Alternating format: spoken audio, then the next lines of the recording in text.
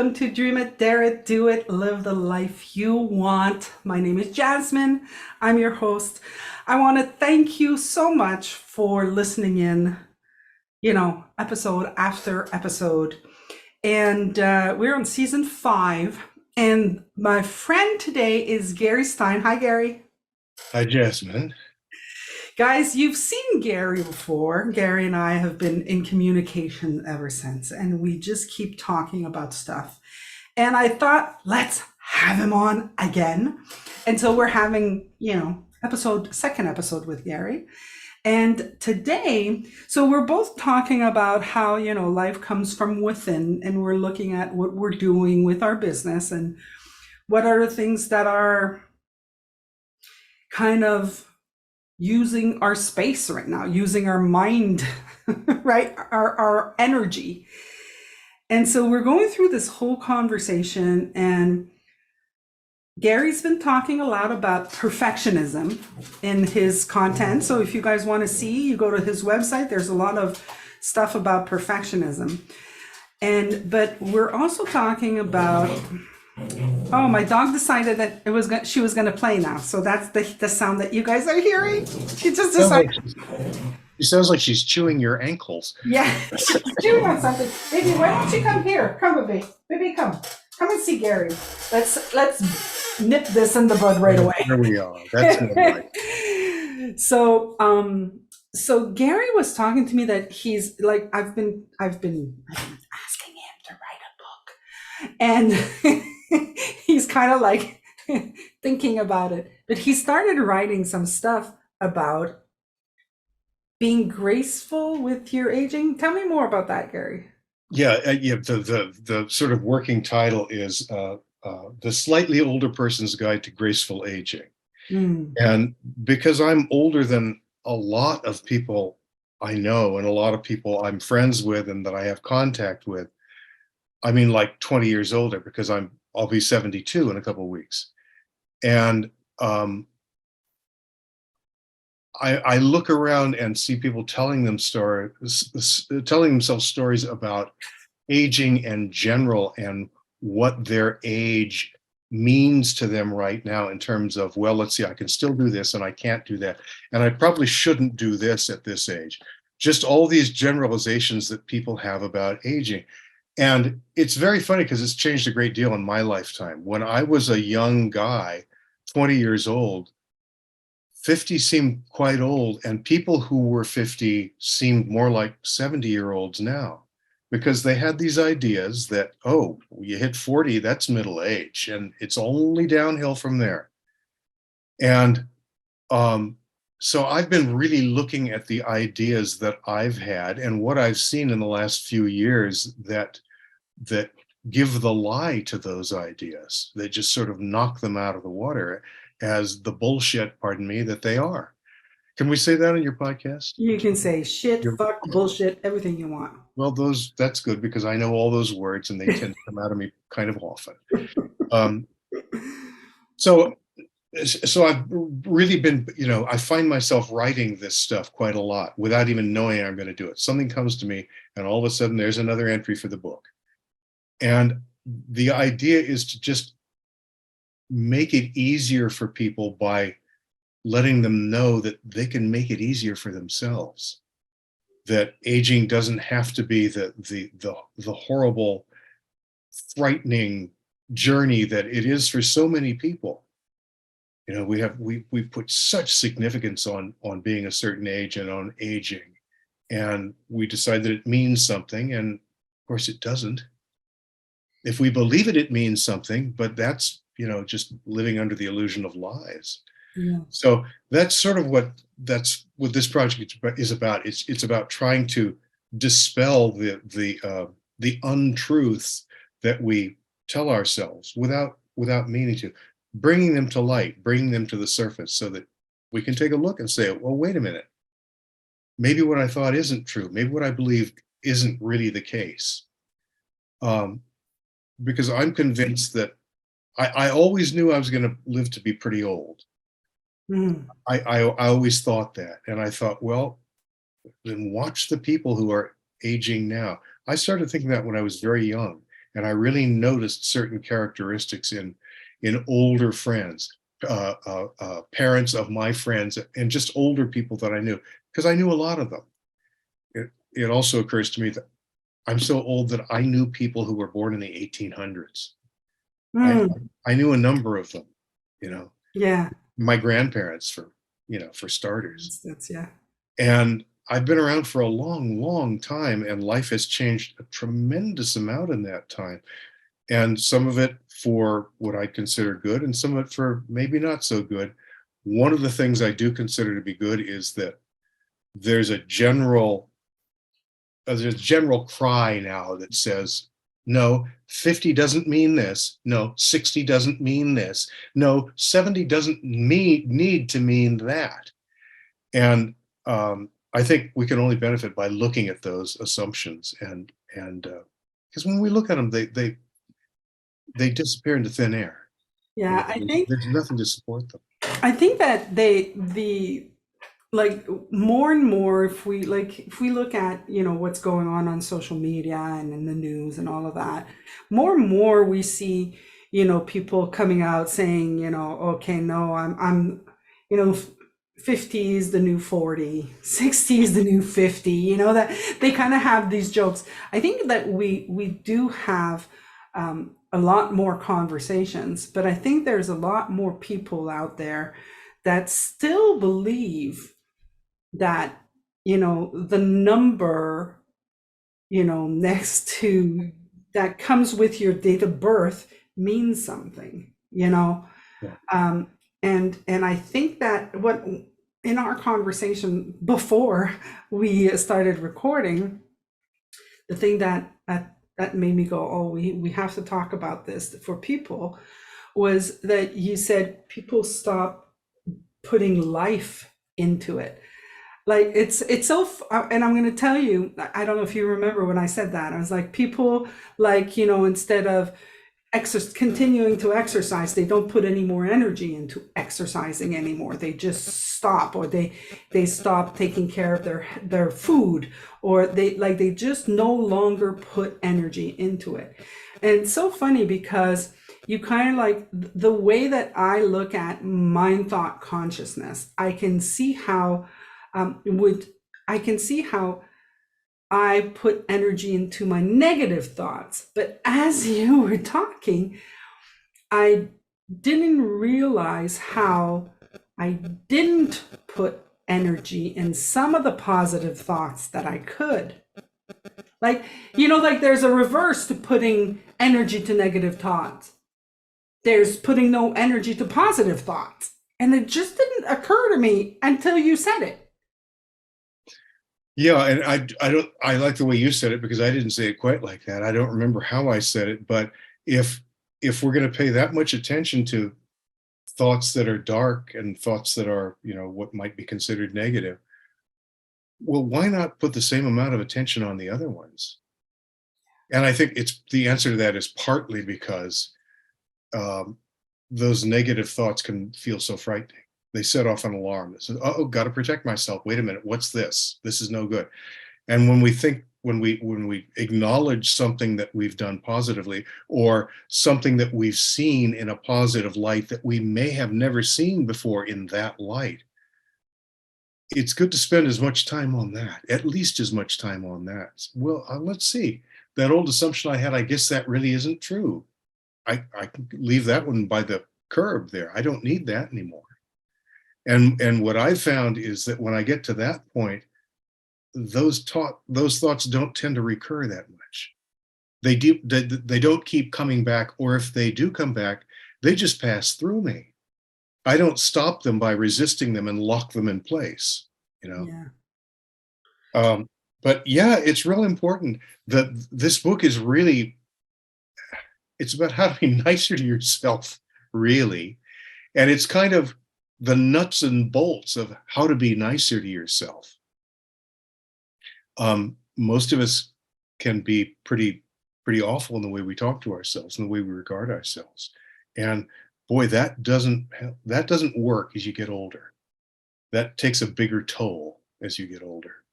Yeah, it's tiring. It's like you don't need anybody around you to beat you up. You're doing it to yourself. I Yeah. mean, once you, but it's there's a lot of power in noticing. Okay, well, actually, I'm doing that, and it's not the truth. Yeah, I can stop doing it. Yeah. Yeah. Well, it's the difference between noticing what's wrong with you and noticing what's true about you. Yeah. And that is a huge difference. And that's the difference I was just talking about. Noticing what's wrong with you is believing that the negative thoughts. Noticing what's true about you is those reactions when you all of a sudden you see that some emotional issue just doesn't have the hold on you that it used to. Yeah. I that really has to be acknowledged, I think. I think that there's that what reminds when you say that, it reminds me about, now. It reminds me about now. It reminds me about, you know, we go on auto mode. We don't even have fresh new thinking. Like, how can we today, like every day, just have fresh new thoughts? Well, we have to give up on the old shit and then look and see again, right now, you know, what does this situation make me feel like now? Not how did it make me feel before, right? That's absolutely right, because most of our lives are dealing with the remembered past and the imagined future. Regrets about what I did and worries about what I'm going to do. And it doesn't leave much room for being alive to the moment. And that's the place where happiness is found. That's the place where peace is found. It's never found in the past or the future. It doesn't exist there. It exists right here, right now, the only place it ever exists. Yeah. And if you're not looking for it here and you're not looking for it now, you're not going to see it, because those thoughts about past and future tend to be much louder, much more insistent. I was writing something today and I was using the example of siblings. And I thought of little baby birds because we have around the kitchen, there's wisteria planted and it has spread a long way. And uh, house finches have found their way into there and built nests. So we have this population of house finches who were born right here and who keep making their nests in the same places right here. And so when I hear those baby birds, some of them are really, really, really loud. And there's always one that's the loudest. That baby bird that's the loudest is probably the one who's going to get the most attention, just because the mother wants to get the bird off its back for a minute so she Mhm. can take care of the other ones. So it gets all the attention and all the care. Well, that's like the negative thoughts. If you're giving those all your attention and all your care, there's not a lot left for seeing what's really here right now. Yeah. Mm. But that quiet voice, the voice of your instinctive wisdom, it's a quiet voice. It's not like the voice of fear that says, oh, fuck it, I'm in trouble again. Oh, this again. That voice is loud. That's the noisy bird who's in there doing this, you know? And that's the one we tend to pay attention to. And it's the one that doesn't need to be paid attention to, because it's the one that, even though it seems really insistent, it's got nothing to offer you. Yeah. It's funny because lately I've been talking about I've been with friends, and what's been recurring for me is the unconscious thought. And because we now know that, a feeling comes from a thought, right? And we might not know it's a thought, but the thought comes before the feeling. It's not the feeling and the thought. Mhm. And so sometimes I have feelings, in my body, and I'm kind of like looking for the thought. And I'm just like, okay, what is this thought? Why am I having this? Why is this happening? And where I'm starting to go in my mind, or in what I'm starting to see within, is that it's just old thinking. It's just old thinking that it's been there for so long. You know how sometimes, you've got this nice bookshelf and you put this little thing on the bookshelf and you're like, I'm going to find it there. And then in your head that thing's on the bookshelf and you come on the bookshelf and you're looking at the bookshelf and can find it. It's like, you're like, where the hell is it? And you're looking straight at it, but it's just part of the shelf now. You don't even see that it's there anymore, It right? sounds like me in the refrigerator. Yeah, you do that with the fridge. Wait a minute. I know it's here. Where is it? Nina, do you know where this? Yes, it's right in front of you. Yeah. Over and It's over and over. crazy though, but we do that with I think we do that with our thinking too. I think that at some point we're just so used to it. And I'm going to talk for myself. I'm not going to say we. You can say if you agree with me there. But it's kind of like there's thinking inside of me, and I shared this with you when we first started talking off camera, where I've got this thought that I'm bad. I'm bad and I have to be good. And whenever something occurs that, I already associate with I'm bad, I get the feeling in my body. I can feel it in my body, right? And so I now associate this body to I'm bad. This feeling in my body, I meant, to I'm bad, but I don't know where I thought I was bad. Yeah. If that makes any sense. It does. A little while ago, you said something that I just wanted to comment on. If I can remember what it was now. I'm sorry, my cat's here and he's going to be very noisy. So if you hear that, that's what it is. That's okay. It's barely noticeable. Yeah, he just jolted that thought right out of my head. I don't know. You But wanted this to is something comment on I've something. learned. This is something I've learned about aging too, and I wrote about this. Um, I've discovered that if I really need to know something, I'll remember it. Hmm. And if I can't remember it at that moment, all it means is my mind hasn't caught up to me yet. It'll come when it's ready. But trying to squeeze it or trying to get it like squeezing it out of a tube, that never works and only gets me upset. Why can't I remember this? I saw both my parents do that. God damn it, my memories, I can't think of anything anymore. And Yeah. before I knew it, they were convinced of that. And it led to uh, more rapid deterioration on their parts because they were convinced, oh, my mind doesn't work anymore. Yeah. It's like telling your body constantly that your mind doesn't work anymore. Yeah. Oh, I know what I was going to talk about a minute ago. What you were saying about I've got this bad feeling. What's the thought that goes with it? I've stopped looking for that. The bad feeling is all I need to know. If it's a bad feeling, it's not a thought I have to pay any attention to. If it's a bad feeling, it's a thought that's not true, probably. And so I don't, that feeds into the misconception that if we intellectually understand something, we will have conquered it and moved past it. It just doesn't work that way. You can know I used to have people tell me that all the time. Well, I know what that fear is about. I know what that's about. So, yeah, well, has that released you from it? No. That offers nothing. So it saves an awful lot of time not to have to worry about stuff like that, not to have to spend, intellectual, not to have to spend brain power on trying to figure out what the hell was I thinking because I feel so bad. It doesn't matter. Yeah. All the information is in the feeling.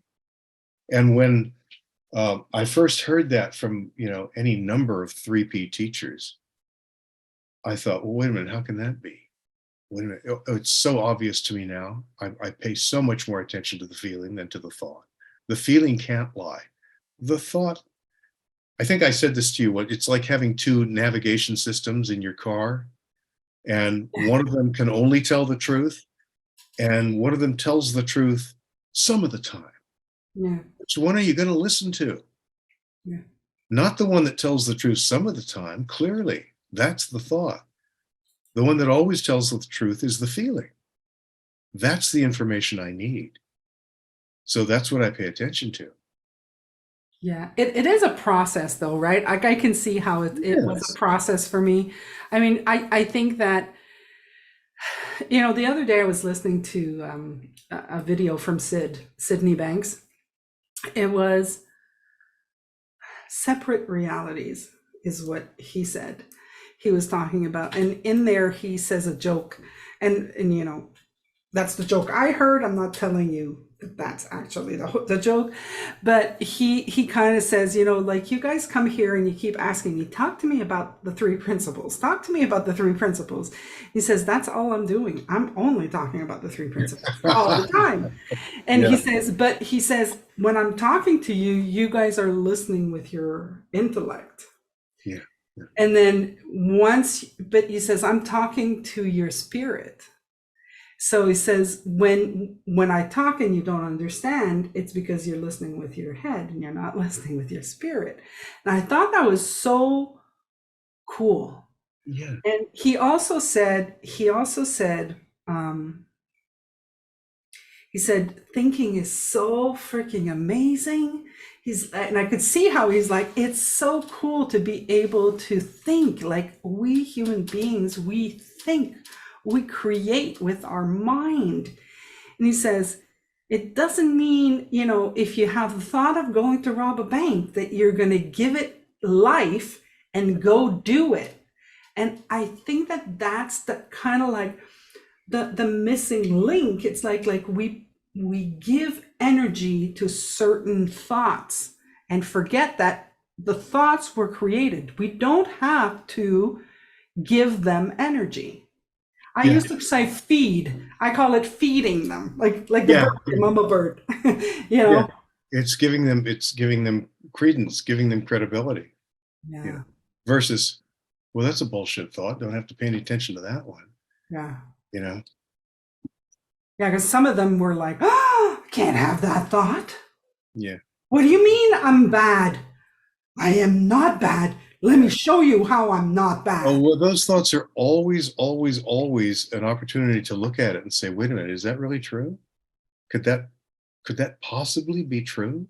You know what occurred to me as I'm talking to you now? It's like, if I were bad, I wouldn't be so flabbergasted by the thought that I'm bad. That's great. That's just Right? great. Yeah.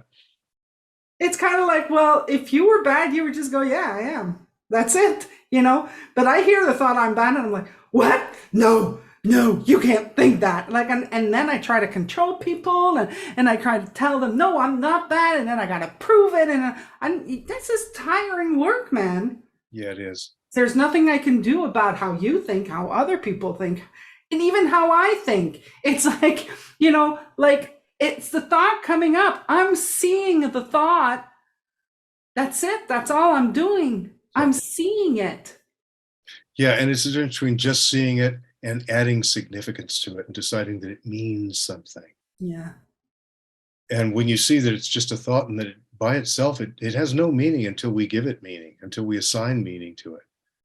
Well, then it's much easier to see thought as the neutral thing that it is, the neutral force that it is.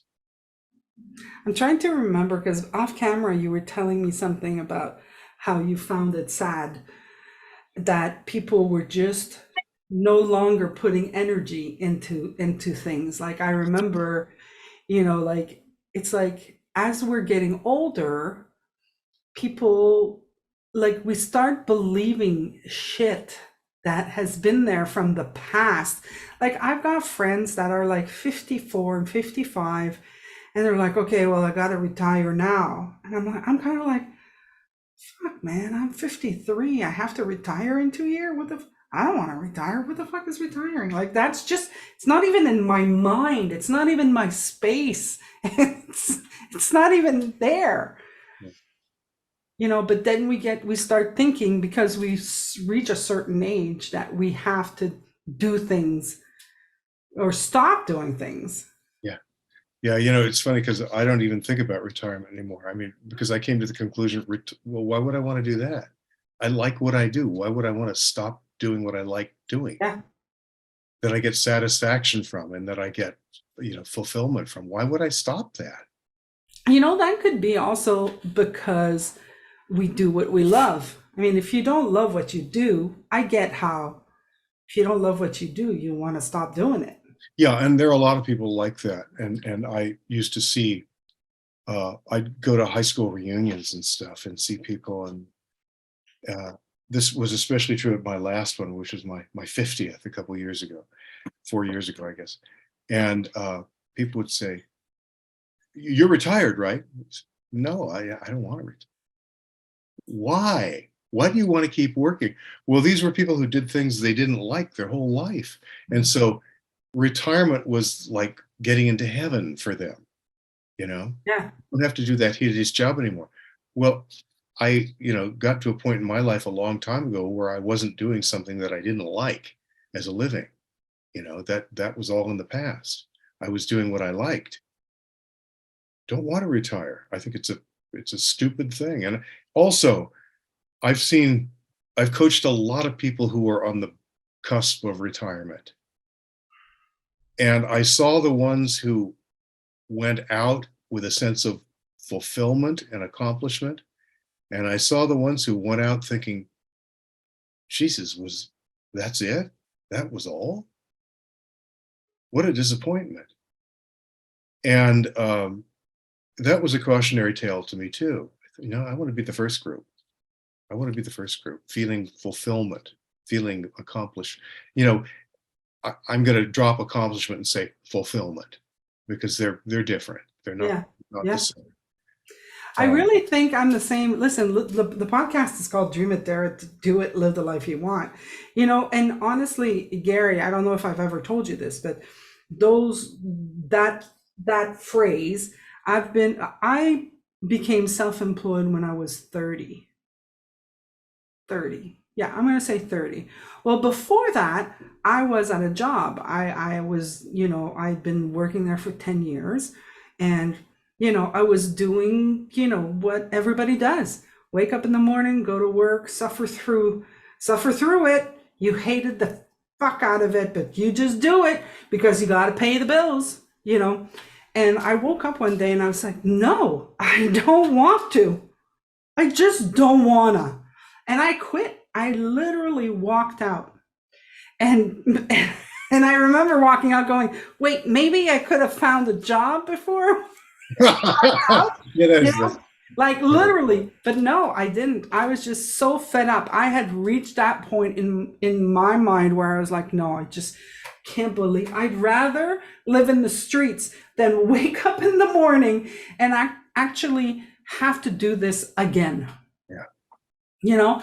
And I went through, it's now 23 years that has happened, and I'm still self-employed, but I still do. When I started that, they asked me to do, what's your company name? They would ask me as self-employment, and I'd be like, it's D3. And they were like, what is D3? I was like, it's Dream It, Dare It, Do It. And I added Live the Life You Want, because that's the whole point. It's about, what is it that you want to do right now? Like, why do you keep doing what you don't want to do? I just don't get it. Well, I don't get it either, especially for people who have options, who clearly have options, because they're fortunate to have an education. They've been exposed to some stuff in the world, and they can see that, well, it doesn't just have to be a fry cook at a fast food place. I can do many, many, many other things that seem like they're going to be a great deal more interesting to me. But there are a lot of people who just don't see themselves as having any options. Yeah. Yeah. And then they fall into this rut that's, a deep rut that just keeps going on and on and on. Well, as I said the words, I kind of like, no, I can see how people continue to do, what they don't want, because they continue to think that they don't want it, first of all, right? Or that they should be somewhere else. Because when I worked at that job for first 5 years, I loved it. And then the next 5 years were my hell. 5 years. It was 5 years of hell. Like, okay, so I had to go through it, and I had to figure out that I just don't want that. Yeah. It's not even an intellectual want. I mean, I remember creating, these goals. Like I've always wanted to, I used to do all of these things, when the law of attraction, the secret thing came out. I mean, I ate that like I drank that Kool-Aid. Yeah. And then at one point it just didn't work for me. But there is something to say about, look at what you want. Go within and see what you'd like, what brings a smile to your face, and then see how to do it. Yeah. But that's the place to start. Yeah. There are a lot of people who don't know that that exists, that possibility exists. Well, okay, I'm going to get into my harness here and go to work for the next 40 years. And it's going to be a travail and I'm going to hate every minute of it. But that's the way life is. Well, no, Yeah. it's not. But if you convince yourself that's the way life is, that is certainly the way it will be. Yeah. Yeah. It is strange though that there are so many humans who don't even understand that life doesn't need to be that way. It doesn't need to be a big pile of shit that you're just trying to, struggle through. Yeah. It just doesn't need to be that way. But if you're convinced, if you look around at your life and the people you know, and that's the way it is, of course you're going to think, well, that's the way life is. It's not me, it's the way life is. And Yeah. those are the people who want to retire when they're, 35. Yeah. Yeah. It's all within. It's all within. Look at inside. What's going on? What would you like to see? What are you noticing that you're seeing that you're like, is that true? Yeah. Like when we got on the call, I was sharing with Gary, guys, that I had a dream yesterday. And when I'm in a low mood, so I've been having some issues. Like, guess what? I'm human. And I've been having some issues and I've been in a low mood. And I had a dream. And I was sharing to Gary that when I'm in a low mood, let the teensiest things just like make it become huge. They just become humongous. And I had a dream where it was like very bad. I was having a lot of anxiety, and in the dream I ran out of the room and I ran into this gorgeous guy, and this guy was just listening to me, and he was so sweet, and he was like being so supportive. And I woke up and I started having anxiety again because, like I told you, I'm having issues. And then I thought, oh man, I want to go back to him. Can I just go back? I'm going to close my eyes. Can I go back? And then the thought occurred to me that it wasn't him. It had nothing to do with him. It was all me. Yeah. It was my thinking. It was my creation. It was inside. It was all going on inside of me. Yeah. So that generation of support and of niceness and of kindness was all from me and nothing to do with him. Yeah. Yeah. I loved it when you told me that. I practically applauded. Yeah. Such a wonderful thing to see that I don't need that from somebody else. I can give it to myself. Yeah. I have it within me to give to myself. And there's no reason I shouldn't give to myself. Yeah. And every single one of us can do it. Like it's all of us. We It's a human all have attribute. that. We Yeah. can all do that. So I hope that everybody is gonna look within and just give yourself some love. Yeah, look to see what's there. Don't look to see what's wrong. Yeah. That's the difference between self-reflection and flagellation. Self-reflection looks to see what's there, what's true. Self-flagellation looks to see what's wrong and assumes there's something wrong, which there isn't. I love it. Look to see what's there, guys. Don't look to see what's wrong. I like it. I think it's a perfect time to say, let's get this party started. No. To to say thank you, Gary, for Thank you, Jess. being like I'm like Gary. Let's record a podcast. He's like, now? I said, yeah, now. I said, okay. So thank you. Thank you. Everybody, if you want to learn more about Gary, we're working on a bunch of stuff that's coming up. So stay tuned. Go sign up to his newsletter. Follow him on his socials. It's Gary Stine, GaryStine.com. Which I should spell because people always misspell it. It's Yes. GaryStine.com. Yes. So do that. We presently have 6 surprising things about perfectionism, a mini course that's going on. So you guys can just go onto his link tree that we're going to put in the, maybe we're going to put it on the screen right now. And I don't know yet. We'll see. Maybe it'll be on the screen. Maybe it'll be in a description. But you guys can go sign up, and you got 6 free videos, and you have 1 PDF that you can hear Gary talk about that. And that's it. Thank you, Gary. Thank you, Jasmine. That was fun. Everybody else, I'm going to say dream it, dare it, do it, live the life you want. Okay? Bye. See you next week.